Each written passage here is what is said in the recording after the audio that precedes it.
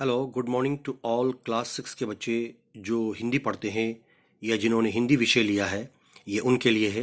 हम आपको पढ़ा रहे थे पार्ट 2 आम का पेड़। भाग 1 भाग 2 पूरा हो गया। अब भाग 3 की बारी आती है, पेज नंबर 17 पर है। हमने आपको यहाँ तक पढ़ाया था कि आम का जो पेड़ है वो बिल्कुल सूख चुका है, उस पर कोई पत्ते मंजरियाँ नहीं लगी है। उसका कारण है, उसकी वजह है, वृक्ष देवता ने उसे आशीर्वाद दिया था कि ऐसा ही हो। अब आगे देखिए पेज नंबर 17 पर भाग 3 में देखिए। कुछ ही दिन बीते थे कि आम के पेड़ के पत्ते धीरे धीरे सूखकर झड़ने लगे, गिरने लगे। थोड़े ही दिनों में वसंत ऋतु आई और जंगल के सभी पेड़ पौधों पर कोमल और हरे हरे पत्ते लहलाने लगे। परंतु आम के पेड़ पर नए पत्तों ने अंकुर नहीं लिया, क्योंकि आम के पेड़ पर मंजरियां नहीं खिली। वो ठूंठ सा खड़ा रहा। देखने वालों को ऐसा लगता था कि ये पेड़ बिल्कुल सूख चुका है।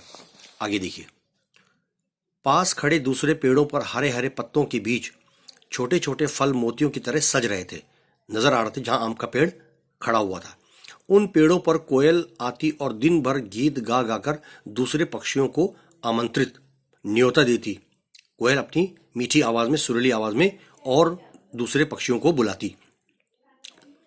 उन पर पक्षियों के झुंड आकर बैठते और जी भर कर, मन भर कर, पेट भर कर वो फल खाते। वे इस टहनी से उस टहनी पर, उस शाख से इस शाख पर फुदकते, गिरते फिरते और पत्तों के बीच छिपकर आंख मिचोली का खेल खेलते रहते थे दिन भर। शाम होते ही वे एक दूसरे से अलविदा कहते और अगली सुबह फिर आने का वादा करते हुए उड़ जाते। कई पक्षी उन पेड़ों पर अपने घोंसले भी बनाते थे। जो आम के पेड़ के बगल में और भी जो पेड़ थे, पेड़ उन्हें आश्रय देकर धन्य होते, उन्हें आराम की जगह देकर वो बहुत धन्यवाद करते। सभी परिंदे उनके मित्र थे। सारा माहौल खुशनुमा था। दोपहर को कई पथिक थके हुए आते। दिन के समय बहुत गर्मी होती है और बहुत सारे मुसाफिर इधर उधर जा रहे होते हैं, सफर कर रहे होते हैं, तो उन पेड़ों के नीचे आकर उन्हें थकान मिट जाती। वे उन वृक्षों की शीतल छाया में, उन पेड़ों की ठंडे साये में बैठकर सुस्ताते, आराम करते। इससे उन पेड़ों को बहुत तृप्ति, शांति मिलती। इधर आम का पेड़ सुबह देर तक सोता रहता।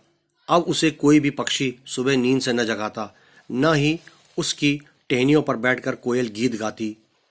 अब कोई पक्षी उसके फल खाने न आता, क्योंकि अब उस पर कोई फल नहीं लगता था। बच्चे अब उसके नीचे शोर भी नहीं करते थे। क्यों? क्योंकि न ही उसे कोई पत्थर मारता। अब तो कोई कीड़ा मकोड़ा भी उसके तने पर चढ़ना पसंद ही नहीं करता था, क्योंकि वो बिल्कुल सूखने की तरह सूख चुका नजर आ रहा था, कि ऐसा लग रहा था कि ये पेड़ बिल्कुल सूख चुका है और बहुत ही अजीबोगरीब लग रहा था।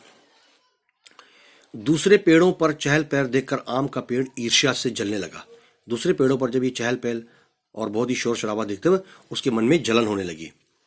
वो उस घड़ी को कोसने लगा, उस वक्त को बुरा भला कहने लगा जब उसने वृक्ष देवता से वो वरदान लिया था कि मेरे साथ ऐसा हो जाए, मेरे पेड़ मेरे ऊपर पत्ते न लगे, फल न लगे, मुझे कोई तंग न करे, आदि वगैरह। अब उसको पक्षियों को फल देना भी सुख लग रहा था। कोयल का गीत भी अब उसको मधुर लगने लगा। वो सोचने लगा, बच्चों का शोर कितना अच्छा लगता है सुनने में, अब किसी को मेरी परवाह ही नहीं। ये सब सोचते सोचते आम का पेड़ उदास हो गया, बहुत ही दुखी हो गया। उसकी उदासी देखकर वृक्ष देवता का हृदय, उसका मन द्रवित, परेशान हो गया। एक बार वो फिर आम के पेड़ के सामने प्रकट हुए और बोले, ओ आम के पेड़, तुम्हारी इच्छा तो पूरी हो गई थी, फिर भी तुम इतने उदास क्यों हो, इतने परेशान क्यों हो? आम के पेड़ ने हाथ जोड़कर विनती की, मुझे क्षमा कर दो वृक्ष देवता, वो मेरी अज्ञानता थी, मेरी नासमझ थी। अब सब मुझसे घृणा करने लगे हैं। कोयल मेरे पत्तों के बीच बैठकर गीत नहीं गाती, कीड़े मकोड़े आदि में से कोई भी मेरी परवाह नहीं करता। मैं ये अकेलापन, आगे देखिए, और ये सूनापन अब और सहन बर्दाश्त नहीं कर सकता। मुझ पर दया करो, मेरे ऊपर रहम करो, मुझे मेरी पहली वाली स्थिति लौटा दो। आम के पेड़ ने वृक्ष देवता से अपनी इच्छा जाहिर की। ठीक है, मैं तुम्हें पहली वाली स्थिति में लौटा देता हूं। समझ गए ना कि साथ रहने में ही सुख है। इतना कहकर वृक्ष देवता फिर से अंतर्ध्यान गायब हो गए। अगले दिन आम के पेड़ पर छोटे छोटे कोमल हरे हरे पत्ते निकलने शुरू हो गए। थोड़े ही दिनों में उस पर मंजरियां दाने आ गए, खिल उठे और फिर फल लग गए। पक्षी अब उसकी टहनियों पर बैठकर चहचहाने लगे। कोयल उसके बीच, उन पत्तों के बीच बैठकर फिर मधुर गीत गाने लगी।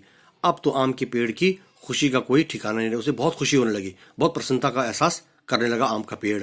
ऐसी स्थिति देखकर वो झूम झूम कर उन सबका स्वागत करता रहा। तो इस प्रकार ये कुछ इस कहानी आम के पेड़ में आपने पढ़ी है और इनको आप पढ़ते रहिए। बलदेव सिंह मेहरो द्वारा लिखी इस कहानी में आम के पेड़ के बारे में वर्णन किया गया था। इसके बाद ये जिसके शब्द अर्थ है वो आप कर लीजिए। प्रश्न उत्तर मैं आपको कल दे देता हूं। धन्यवाद।